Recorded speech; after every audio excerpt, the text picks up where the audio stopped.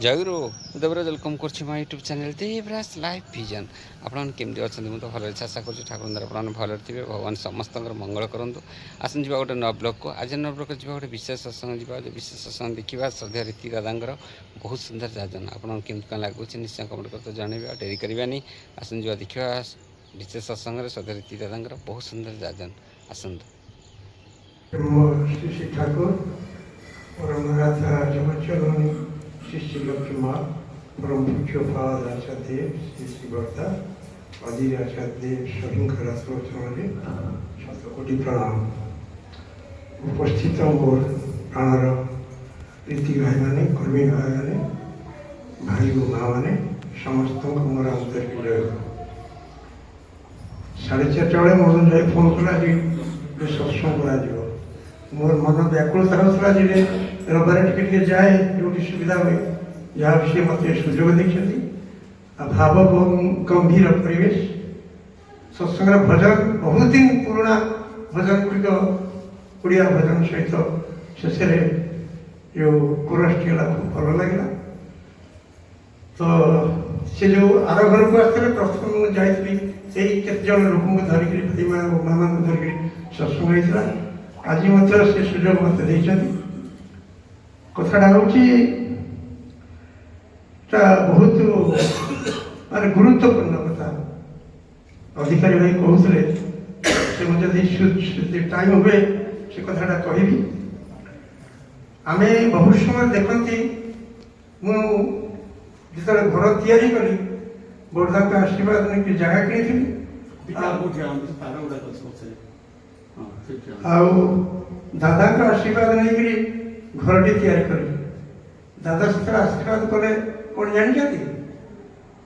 Well ଲାଇଟେଡ୍ and well ventilated ଏବଂ ବାସ୍ତୁର ବିଚାର କରାଯିବ। ଆମେ ଘରଟେ କରୁଛନ୍ତି, ଠାକୁରଙ୍କୁ ନେଇକି ଛୋଟିଆ ଘରଟେ କରିଦେଉଛନ୍ତି, ସିଡ଼ି ଘର ତଳେ ରଖିଦେଉଛନ୍ତି। ସେସବୁ ନୁହେଁ। ଠାକୁର ସବୁଠାରୁ ବଡ଼ ଘରଟେ ରହିବ। ଆଉ ସବୁଠାରୁ ସେ ପରିବେଶଟା ଆନନ୍ଦମୟ ହେବ। ଆଉ ସେଥିପାଇଁ ଯେଉଁ ବର୍ତ୍ତମାନ ଯେଉଁ ବାସ୍ତୁଶାସ୍ତ୍ର ଉପରେ ବିଚାର କରାଯାଉଛି, ଏଇଟା ଖୁବ୍ ଗୁରୁତ୍ୱପୂର୍ଣ୍ଣ କଥା ଯାହା ଦାଦା କହିଥିଲେ। ତେଣୁ ଏଇ ଯେଉଁ ବାସ୍ତୁଶାସ୍ତ୍ରର ଏଠି ଏଇ ପରିବେଶରୁ ଜଣାପଡ଼ୁଛି ଏ ଘର ତାଙ୍କୁ ହିଁ ସୁଟ୍ କରିବ ନିଶ୍ଚିତ ଭାବରେ। କାରଣ ସମସ୍ତେ ଆସିକି ବସିଛନ୍ତି ଧୀରେ ଧୀରେ ଖୁବ୍ ସୁନ୍ଦର ଭାବରେ ଓଡ଼ିଆ ଭଜନ ଗୁଡ଼ିକ ଆଜି ସମସ୍ତେ ବୋଲିଲେ ଖୁବ୍ ଭାବଗମ୍ଭୀର ପରିବେଶରେ। ତେଣୁ ଏଇ ଘରଟା ନିଶ୍ଚିତ ଭାବରେ ତାଙ୍କୁ ସୁଟ୍ କରିବ ନିଶ୍ଚୟ। ଗୋଟିଏ କଥା ହେଉଛି, ମୋର ମନେ ପଡ଼ୁଛି ଆମ ସମୟରେ ଗୋଟେ କଥା, ଛୋଟିଆ କଥା, ପୂଜ୍ୟ ଦାଦା ବାବା କହୁଥିଲେ, ଠାକୁର କହିଛନ୍ତି ଏବେ ତ ଆଉ ନାହିଁ ଗଡ଼ିଆ ପୋଖରୀ ନଈ ସହିତ ନାହିଁ। ତମେ ଯେଉଁଠି ଯାଉଛ, କହୁଥିଲେ ଯେ ତମେ ଯେଉଁଠି ଯାଉଛ ସେ ପୋଖରୀରେ ଗୋଡ଼ ଧୋଇକି ସେ ଗାଁକୁ ଯିବ। ଯାହା ପରିକ୍ରମାରେ ଯେଉଁ ଆମମାନେ ଯାଉଛନ୍ତି, ଆମେ ବୁଝିପାରୁନା ଗାଁରୁ ଗୋଡ଼ଟା ଧୋଇକି ଯିବ, ପୁଣି ଗାଁ ଭିତରକୁ ଯିବ କାହିଁକି? ତାର ତାତ୍ପର୍ଯ୍ୟ ହେଉଛି ଏଇ ଯେଉଁମାନେ ନାମ ନେଇଛନ୍ତି, ନାମର ଭାଇବ୍ରେସନ୍ ଆମ ଭିତରେ ଏମିତି ଅଛି ଯେ ସେଇ ପୋଖରୀରେ ଯଦି ଆମେ ଗୋଡ଼ ଧୁଅନ୍ତି ତାହେଲେ ସେ ଯେଉଁ ମତ୍ସ୍ୟମାନେ ସେମାନେ ବି ମୁକ୍ତ ହେଇଯିବେ। ଆଉ ଯେଉଁମାନେ ଆସିବେ ସେଠି ବି ମାନେ ଗାଧୁଆ ପାଧୁଆ କରି ସେମାନେ ମଧ୍ୟ ଚାର୍ଜ ହେଇଯିବେ। ଆଉ ଗୋଟିଏ କଥା କହୁଥିଲେ ଯେ ଧରନ୍ତୁ କିଛି ଲୋକ ଦୀକ୍ଷା ନେଇନାହାନ୍ତି, ବସିଛନ୍ତି ଆସିଛନ୍ତି, କିନ୍ତୁ ତାର ଚାରିପାଖ ଘେରିକି ବସିକି ତମେ ନାମ କର। ଆମେ ସତ୍ସଙ୍ଗ ଆସୁଛନ୍ତି ଖୁସିରେ ଏସବୁ ହେଉଛନ୍ତି ନା, ଆସିଲେ କେମିତି ହେବ? ନାମ ହିଁ ଆମକୁ ଚାର୍ଜ କରିବ। ତେଣୁ ସବୁ ସମୟରେ ଏଇ ଘରେ 2 ଓଳି ପ୍ରାର୍ଥନା ହେବ, 2 ଓଳି ନାମ ସଂକୀର୍ତ୍ତନ ହେବ। ଆଉ ଗୋଟିଏ କଥା ଆମର ମନେ ପଡ଼ୁଛି, ସେ କଥାଟି ହେଉଛି ଏଇଟା ବର୍ତ୍ତମାନ ସତ୍ୟ ଯୁଗ ଚାଲିଛି। ଯଶୋବନ୍ତ ଦାସ କହିଛନ୍ତି 1983 ମସିହା ଅଗଷ୍ଟ 1 ତାରିଖରୁ ସତ୍ୟ ଯୁଗ ଆରମ୍ଭ ହୋଇଯାଇଛି। ତେଣୁ ସତ୍ୟ ଯୁଗର ଏଇଟା ସତ୍ୟ ଯୁଗର ହେଉଛି ବାଳୁତ, କଳିଟା ହେଉଛି ଏକଦମ ମାନେ ଚରମରେ ପହଞ୍ଚିଛି। ତେଣୁ ଏ ସମୟରେ ବହୁତ ମାନେ ଦୁଃଖ କଷ୍ଟ ଦୈବିକା ଇତ୍ୟାଦି ଇତ୍ୟାଦି ଆସିବ। ସେଥିପାଇଁ କେବଳ ହିଁ ନାମ, କେବଳ ହିଁ ନାମ। ତେଣୁ ତାହା ଛଡ଼ା ଅନ୍ୟ ଗତି ନାହିଁ।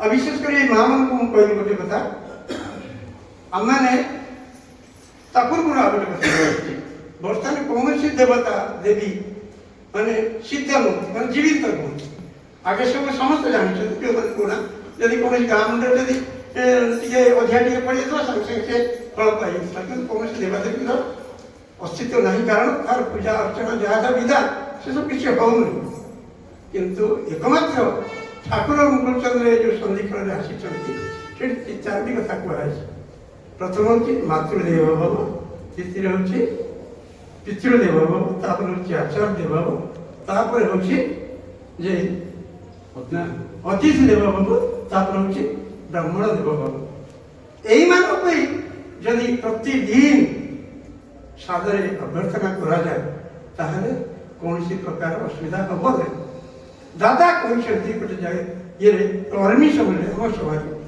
प्रतिदिन गुरु गुरुजन मान साष्टांग प्रणिपात कर दुई ओढ़ी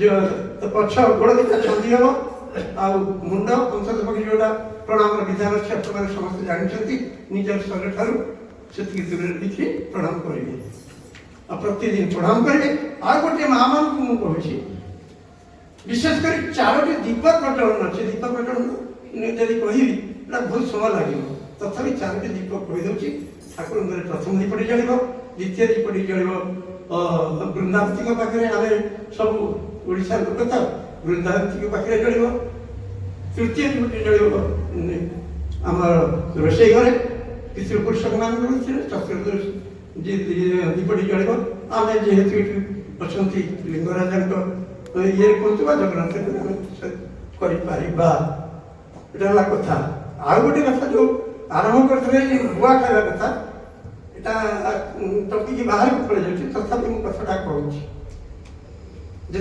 प्रथम जाइलु से ठाकुर जो आसिक देवघर रही देवघर रहा भितर जड़े विशिष्ट माने विशिष्ट तांत्रिक नागालैंड से ठाकुर संपर्क साधन बाधन विषय से जाने जड़े विशिष्ट आसी आदि मुझे उपाय परास्त कर दिए ताले मु सब जिते भक्त अच्छा समस्ते मोर आसिले आपण मैंने जानते नागासन अवस्था तांत्रिक मान खाଇବା ठीक नहीं लुगापटा ठीक नहीं से आसिक मंदिर गेट पाखे दौरा लोक कला ना छाड़ा बिच्छू जो विकृत रूप देखी ठाकुर बोले छाड़ दे से गेट पाखे अच्छे से गले जड़े कहले नहीं आसले नहीं आसला आसिक बस तू के दिन लगा आसलु ना दिन ना के आस कौन आस इत्यादि पचार जमी ठाकुर माने ये विषय बस तू कौन आनु मो नागालैंड आस कौन आनु मो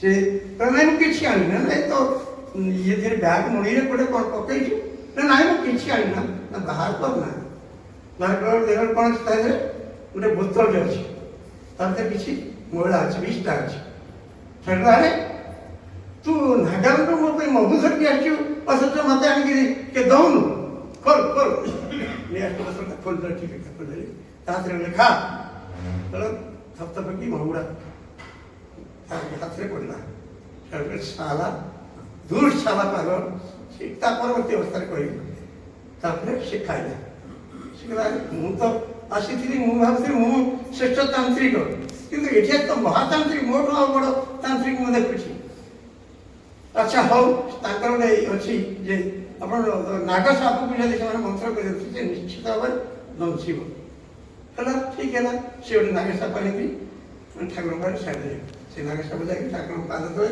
3 थर प्रणाम करके चलना से सी हमको गुरुतर कले ठाकुर मुझे आपको चिन्ह पारि मु भावुरी मु जड़े तांत्रिक तंत्र विद्यार नागालैंड श्रेष्ठ तांत्रिक तेणु मु आसती आपन को प्रतिहत करने कि मुझे आज आप प्रतिहत होगले ठाकुर कहते कौन करूँ ना आप मत दीक्षा दिखाँ से दीक्षा ने दीक्षा नहीं पठेदे नागालैंड जा यहाँ ठाकुर यही देवर घटना ତାପରେ ଯେତେବେଳେ ଠାକୁର ଚାଲିଗଲେ ସିଏ ଆସିଗଲେ, ଆସିଯାଇ ଦ୍ୱିତୀୟ ଗ୍ରୁପକୁ ପଳେଇଲେ। ଯେଉଁ କହୁଥିଲେ କ'ଣ ଗୋଟେ ସେଇଟା ବିଶେଷ ଡିସ୍କସ୍ କରୁନି, ପଳେଇଲେ। ଏଇଠି ଭୁବନେଶ୍ୱରରେ ଆସି ଏଇ ଦେବମାଳା ଘରେ ରହିକି ସେ ଏଇ ଏରିଆଟାକୁ ତନ୍ତ୍ର ବିଦ୍ୟାରେ ଆଚ୍ଛାଦିତ କଲେ ଏବଂ ଇଚ୍ଛା କଲେ ଯେ ଏଇଠି ଯେମିତି ବାବାଙ୍କୁ ପ୍ରବେଶ କରେଇ ନ ଦେବେ। ଏଇଟା ହେଇଥିଲା ଗୋଟେ ବଡ଼ ଧରଣର ଶାସନ ହେଇଥିଲା। ଆପଣମାନେ ହୁଏତ ତାହାଠୁ ଶୁଣିଥିବେ କି ନାହିଁ ମୁଁ କହିପାରୁନି। ଆମର ହେଇଥିଲା କୋଉଠି ଏ ଯେଉଁ ଇଏ ମଣ୍ଡପ, ରବୀନ୍ଦ୍ର ମଣ୍ଡପରେ ପ୍ରାୟ 2000 ଉପରେ ବେଶୀ ଲୋକ ହେଇଛନ୍ତି। ସେତେବେଳେ ମାତ୍ର ବିନାୟକା, ମୁଁ ଆଉ ବାବାଜା ଏମିତି ସବୁ ଥିଲୁ। ବିନାୟକା କ'ଣ କରିବା, ଏ ସତ୍ସଙ୍ଗ ତ ଧୀରେ ଧୀରେ କଟକ ମାଡ଼ିଗଲେଣି, ମନ୍ଦିର ହେଇଗଲାଣି। ପୁରୀରୁ ତ ମନ୍ଦିର ଯେଉଁ ଜଗନ୍ନାଥ ନେଇଗଲେଣି। ଏଠି ତ ଆସି ବାବାଙ୍କର ଟିକେ ବସିବାର ଜାଗା ନାହିଁ। କ'ଣ କରିବା? ମୁଁ କ'ଣ କରିବା? ଆପଣ କହୁଛନ୍ତି, ଆପଣ ଯାହା କହିବେ ମୁଁ ସେଇଆ କରିବି। ସେ ଦେଇଥିଲେ, ଏବେ ମୋ ପାଖରେ ବି ଅଛି ସେ ବହି। ସେଟା ହେଉଛି କ'ଣ ନା ଖୋଲା ଚିଠିର ଉତ୍ତର। ଯାହାକି ଦେହର ଯେତେ ପ୍ରକାର ଅସୁବିଧା ସୁବିଧା ହେଇଛି ସେ ଖୋଲା ଚିଠିରେ ଅଛି। ମୋତେ ଦେଲେ ଯା ଉପରେ ଜଣେଇଦେବୁ। ମୁଁ ଗଲି, ସେଠି ଚିଫ୍ ଜଷ୍ଟିସ୍ ଆସୁଛନ୍ତି ଏବଂ ପ୍ରାୟ 10-15 ଏତିକି ବସୁଛନ୍ତି, ଆଉ ବସିଛନ୍ତି ମଧ୍ୟ ଦାଦା ବସିଛନ୍ତି। ମୁଁ ଯାଇ ପହଞ୍ଚିଲି, ଦେବର ସହିତ ଯିବା ଆସିବା କରିଥିଲି। দাদা কি রে, কি খবর?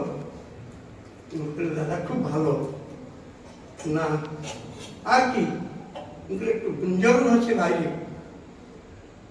বাইরে একটু গুঞ্জন হচ্ছে, কিছু গন্ডগোল হতে পারে। সঙ্গে সঙ্গে আরে তুই কি ধরছিস? আগে খোলা চিঠির উত্তর। আপনার যদি চাহিবে সৎসঙ্গের যে মানে আন্দোলন এটা তার মুখ্য সাক্ষী হচ্ছে ମୁଁ। ତାପରେ ସେ ଇଏଟେ ପଳେଇ ଦେଲା ପରେ ସବୁ ଛିନଛତର କି ପଳେଇଗଲେ। ତାପରେ ବାବାଙ୍କୁ ଆଣିକି ଆମେ ଧୀରେ ଧୀରେ ଧୀରେ ଧୀରେ ଉପରେ ଗୋଟିଏ ପ୍ରତିଷ୍ଠା କଲୁ ଏବଂ ଶେଷରେ ବାବା ଗଲେ ପୁରୀ। ଏବଂ ପରବର୍ତ୍ତୀ ଅବସ୍ଥାରେ ମୁଁ ଯେତେବେଳେ ଯାଇକି ଦେଓଘରେ ପହଞ୍ଚିଲି, ଦେଖିଲି ଆନନ୍ଦବଜାରରେ ପାଗଳା ପୋଛା ଭିଡ଼ି ଘଣ୍ଟା ଭିଡ଼ି ଗାମୁଛା ଯାଇକି ପରଶୁଛନ୍ତି। ଆନନ୍ଦବଜାର ପରଶୁ পাগলটা একটু ভুল হয়ে গেল, আমি জানতে পারলাম। তারপরে গোটা কিছু পাঞ্জা দেয়, সে পড়ালে পড়ি মানে সে ঠাকুরଙ୍କ ଭାବଧାରା ପ୍ରତିଷ୍ଠା କଲେ।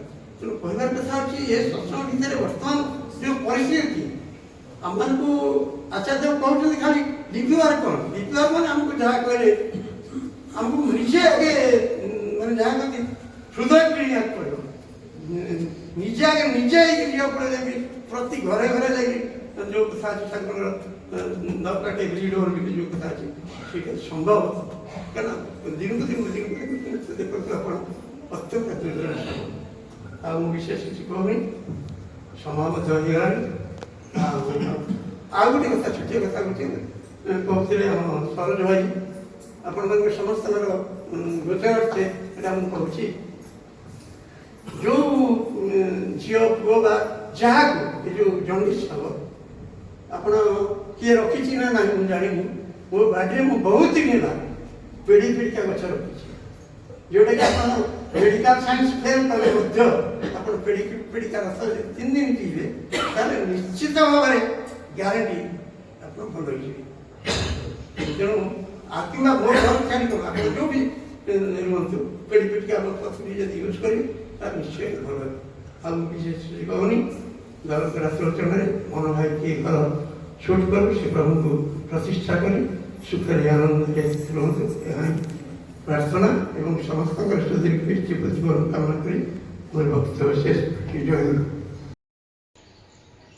ଆଜିର ବ୍ଲଗ୍ ତମେ ଦେଖିଲେ କେମିତି ବିଶେଷ ସତ୍ସଙ୍ଗରେ କେମିତି ମାନେ ସଦରେ ତିକ୍ତ ତାଙ୍କର ବହୁତ ସୁନ୍ଦର ଯାଚନା ଆପଣଙ୍କୁ କେମିତି ଲାଗିଲା ନିଶ୍ଚୟ କମେଣ୍ଟ କରି ଜଣାଇବେ। ପୁଣି ଦେଖା ଗୋଟେ ନୂଆ ବ୍ଲଗ୍ ରହୁଛି ଆପଣଙ୍କ ନମସ୍କାର, ଜୟ ଜଗନ୍ନାଥ, ଜୟ ଗୁରୁ।